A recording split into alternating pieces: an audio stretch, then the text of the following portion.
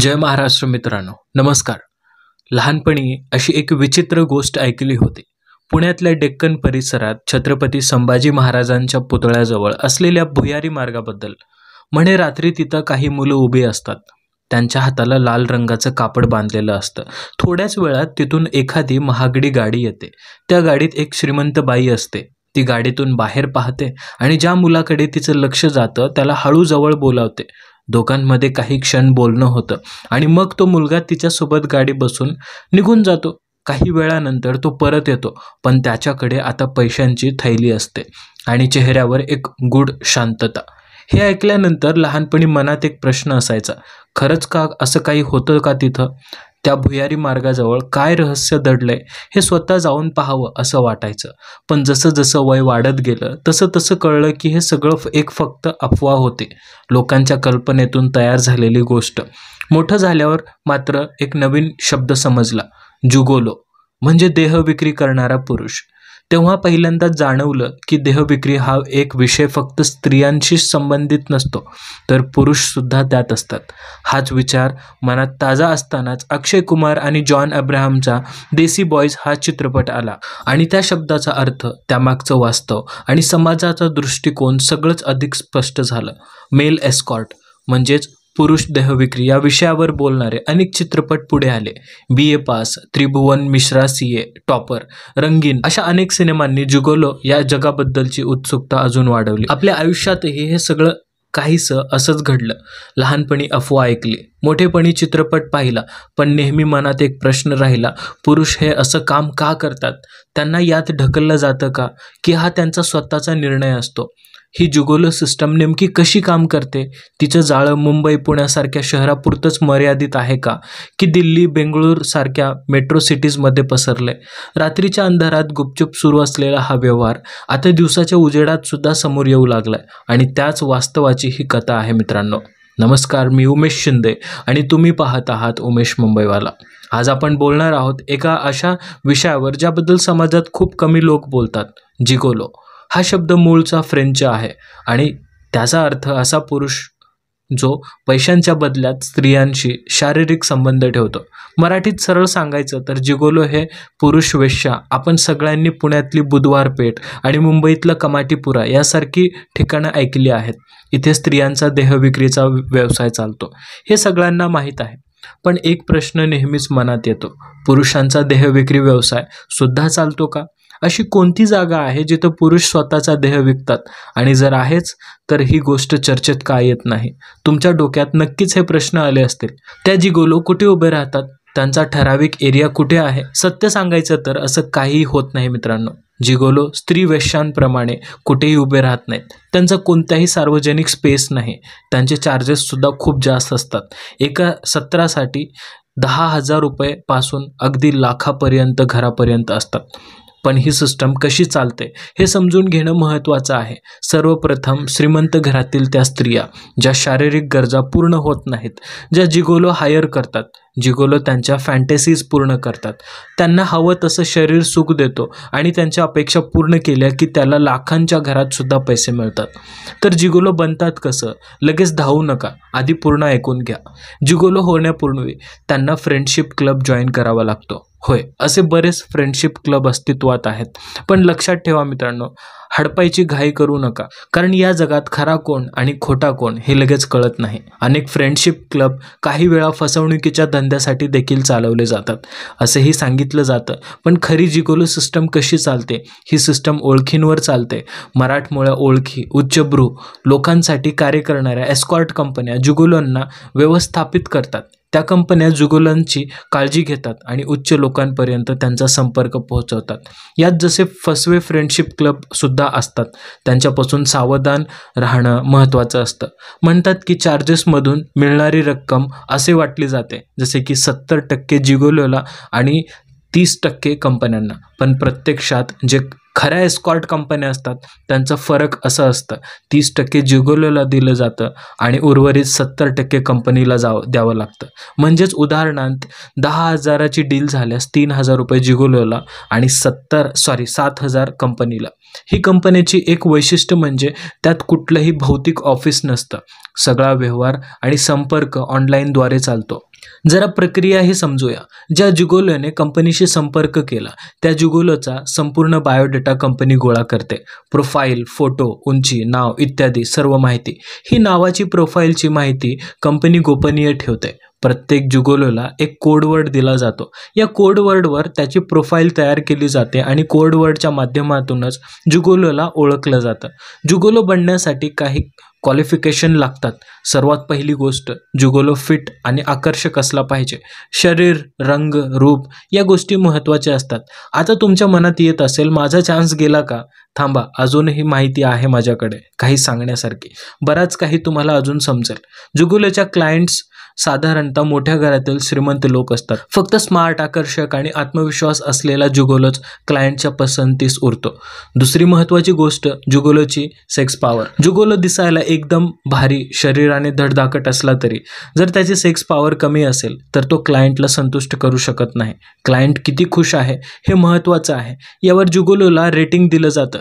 पण रेटिंग कमी आलं तर पुढील क्लायंट मिळणंही थांबतं. म्हणजेच फक्त दिसणेच नाही तर क्लायंटची अपेक्षा पूर्ण करणे हेच महत्त्वाचं आहे. जर जिगोलो दिसायला उंच, आकर्षक असेल आणि क्लायंटच्या गरजांनुसार सर्व्हिस देत असेल तर त्याला बॅक टू बॅक मोठे मोठे क्लायंट मिळतात. साधारणपणे एका जिगोलोला महिन्याला 15 मीटिंग होतात आणि त्यातून त्याची कमाई तगडी असते. जिगोलोला फीडबॅक चांगला असला तरी त्याच्या मीटिंगची संख्या वाढू शकते. जिगोलो व्यवसायात एक विशिष्ट गोष्ट आहे, भाभी कल्चर जोरात चालतो. साधारण 30 ते 40 वयाच्या महिलाचं प्रमाण ही सर्व्हिसमध्ये जास्त असतं. पण या व्यवसायात खूप घोळसुद्धा चालतो. कधी कधी जिगोलोला सांगितलं जातं की तो एका व्यक्तीसोबत सर्व्हिस देणार आहे, पण प्रत्यक्षात तिथे जाऊन कळतं की ती सर्व्हिस दुसऱ्यालाच द्यायची आहे. जिगोलोला अनेक वेळा माहिती नसते की समोरची व्यक्ती कोण आहे. ती महिला, पुरुष किंवा तृतीयपंथ देखील असू शकतात. ठरलेल्या ठिकाणी गेल्यावर हे स्पष्ट होतं, पण त्यावेळी जिगोलोला त्या क्लायंटला नकार देणं शक्य नसतं. कधी कधी कंपन्या पैशांमध्ये सुद्धा गोळ घालतात. त्यामुळे अनेक जिगोलो फ्रीलान्सर म्हणून काम करतात. दिवसाला त्यांचा सामान्य जॉब आणि रात्री जिगोलोच्या शिफ्ट. हे करताना त्यांच्यासाठी धोके कमी नसतात. विषय इतका सोपा नाही. क्लायंट्स ओळखीचे असल्यामुळे जिगोलो स्वतःचे नेटवर्क तयार करतात आणि अनेक वेळा कंपनीला 70% देण्याऐवजी सगळी रक्कम स्वतःकडे ठेवतात. पण यातली आणखीन एक मोठी रिस्क आहे. जिगोलोची HIV टेस्ट होत नाही, ना कोणतेही टेस्ट होत नाही, ना क्लायंटची. त्यामुळे संभाव्य धोके कधी टाळता येत नाहीत. सोशल मीडियावर असे अनेक व्हिडिओ पाहायला मिळतात जिथे काही तरुण लोक फक्त मजा म्हणून जिगोलो होतात, पण प्रत्यक्षात धोके आणि जबाबदाऱ्या फार मोठ्या असतात. त्या वयात तरुणांना सेक्सचं आकर्षण असतं, पण जेव्हा त्यासोबत पैसाही मिळतात तेव्हा अनेक जिगोलो बनण्याचा विचार करतात. मॉडेलिंग, सिनेमा किंवा वेब सिरीजचं स्वप्न घेऊन बरेच तरुण मुंबई, पुण्यासारख्या शहरात येतात, पण सगळ्यांनाच त्यात यश मिळत नाही. अनेकांचं स्वप्न अपूर्ण राहतं आणि हातातले पैसेही संपतात. मग प्रश्न उभा राहतो, या शहरात जगायचं कसं? भूक भागवण्यासाठी अन्न, पाणी, निवारा या गरजा आहेतच, पण आजच्या जगात आणखीन 2 गोष्टी मूलभूत गरजा आहेत, ते म्हणजे पैसा आणि सेक्स. आता असा कोणता व्यवसाय आहे जो या दोन्ही गरजा पूर्ण करू शकतो? उत्तर फक्त एकच आहे, देहविक्री. आणि असंच होतं. मग ही तरुण पिढी हळूहळू या जिगोलोच्या रेसमध्ये उतरते. हा व्यवसाय, जिगोलोंचा जग, सगळ्यात जास्त दिल्लीमध्ये फोफावलेला आहे. मुंबई, पुणे, बेंगळूर, हैदराबाद सारख्या मेट्रो सिटीजमध्ये त्याची चांगलीच पाळंमुळं घट्ट बसलेली आहेत. पण आश्चर्य म्हणजे या सगळ्याची कुठेच चर्चा होत नाही, कारण या दुनियेत सहभागी असतात समाजाच्या एलिट क्लासमधल्या स्त्रिया. आपल्या घरच्यांनाही काहीच न कळू देता त्या या नेटवर्कचा भाग बनतात आणि हे रॅकेट आता नागपूरसारख्या शहरातही पोहोचलंय. जानेवारी 2025मध्ये अशीच एक चकित करणारी केस समोर आली. ही केस फसवणुकीची नव्हती, तर तिच्या मागचं सत्य अधिक धक्कादायक होतं. नागपूरमधल्या काही मोठ्या बिझनेसमॅनच्या बायका नियमित किटी पार्टीसाठी एकत्र यायच्या. एका अशाच पार्टीत काही महिलांनी एस्कॉर्ट सर्व्हिस पुरवणाऱ्या कंपनीकडून जिगोलो बोलवले. त्या रात्री दिल्लीहून आलेल्या एका जिगोलोने सगळ्यांचं लक्ष वेधून घेतलं. त्या बिझनेसमॅनच्या पत्नीला त्यांचं शरीर, त्याचं वर्तन आणि तो देणारा सुखाचा अनुभव एवढा आवडला की तिनं त्याला पुन्हा पुन्हा नागपूरला बोलवायला सुरुवात केली. तो जिगोलो दर भेटीला 1,00,000 रुपये, कधी 50,000 रुपये घेत होता. त्याच्या येण्या जाण्याचा, फ्लाईटचा खर्च, राहण्यासाठी 5 स्टार हॉटेल, सगळ्याची व्यवस्था तीच बाई करत होती. रात्री नवऱ्याला झोप्याच्या गोळ्या द्यायच्या आणि मग शांतपणे त्या जिगोलोच्या मिठीत शिरायचं. हा तिच्या आयुष्याचा गुप्त भाग बनला होता. पण एके रात्री सगळं बदललं. त्या रात्री तिच्या मुलीच्या पोटात खूप दुखायला लागलं. ती आईला शोधत तिच्या रूममध्ये गेली, पण आई तिथं नव्हती. सगळीकडे शोधाशोध सुरू झाली आणि शेवटी तिचं गुप्त आयुष्य उघडकीस आलं. घरात गोंधळ माजला. जिगोलोला तिचा प्रियकर समजून बेदम मारहाण झाली, पण नंतर त्या जिगोलोनंच सत्य उघडलं. मी तिचा प्रियकर नाही, तीच मला पैशाने विकत घेत होती. त्याच्या म्हणण्यानुसार ती बाई शरीर सुखासाठी दिल्लीवरून त्याला लाखोंच्या मोबदल्यात बोलवायची. हा प्रकार फक्त पती पत्नीमधला नव्हता, तर तो समाजाच्या मुखवट्याखाली दडलेल्या गुप्त जगाचा एक आरसा होता.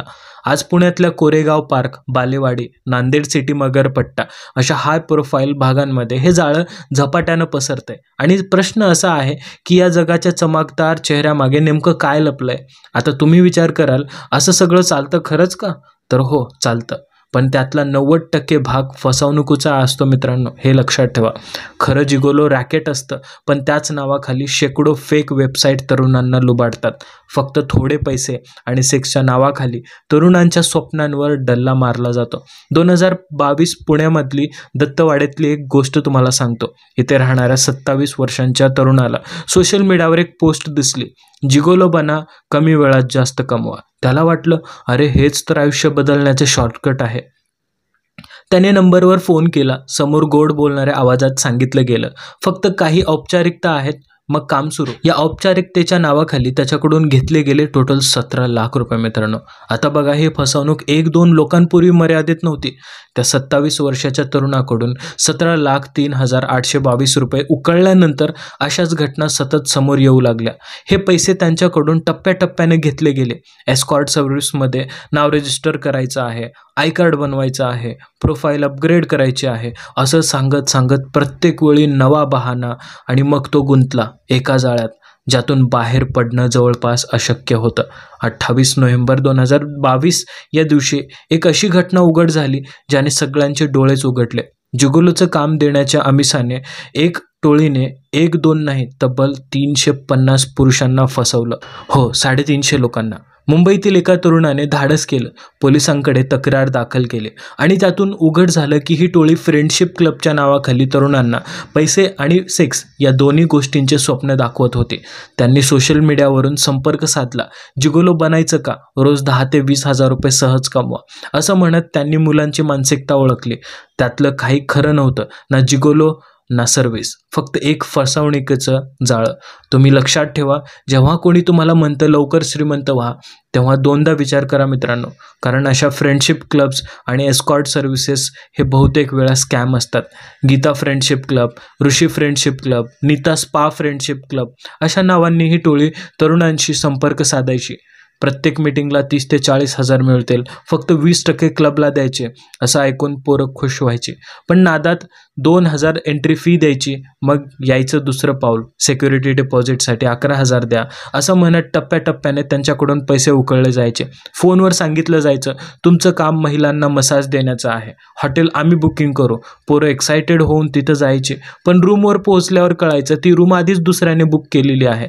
मग लक्षात यायचं आपल्यासोबत मोठा स्कॅम झालाय. मग प्रश्न येतो, हे कोणाला सांगायचं? पुरुष देह विक्री व्यवसायात फसल्याचं लोकांना कळालं तर हसू उडेल, मान खाली जाईल, म्हणून बहुतेकांनी गप्प बसणं पसंत केलं. पण एका 25 वर्षांच्या तरुणानं धैर्य दाखवलं. त्याने माटुंगा पोलीस स्टेशनमध्ये तक्रार केली, सगळे चॅट्स, ट्रान्झॅक्शन पुरावे दिले आणि त्या जिगोलो स्कॅम करणाऱ्या गँगचं बिंग फुटलं. सध्या तरी लहान शहरं आणि ग्रामीण भागात हा प्रकार फारसा दिसून येत नाही, पण मुंबई, पुणे, दिल्लीसारख्या मेट्रो सिटीजमध्ये हे जाळं अजूनही सक्रिय असल्याचं सांगितलं जातं. खरं जिगोलो रॅकेट्स फक्त हाय प्रोफाईल क्लायंट्सपर्यंत मर्यादित असतात आणि सर्वसामान्यांना त्याची माहितीही नसते. म्हणून शेवटी एकच सांगणं आहे, पैसा आणि सेक्स या दोन्ही गोष्टींच्या नादात कोणत्याही फ्रेंडशिप क्लबच्या आमिषाला बळी पडू नका. हा व्यवसाय तितका ग्लॅमरस नाही जितका तो सोशल मीडियावर दाखवला जातो. मी उमेश मुंबईवाला आणि ही होती कथा जिथं पैशांच्या मोहानं अनेक तरुणांनी गमावला आपला विश्वास आणि भविष्य. सावधान राहा, कारण प्रत्येक चमकणारी गोष्ट सोने नसते मित्रांनो. आवडलं तर नक्की चॅनलला लाईक करा, शेअर करा आणि सबस्क्राईब करायला विसरू नका. भेटूया पुढच्या व्हिडिओमध्ये. तोपर्यंत जय हिंद, जय महाराष्ट्र.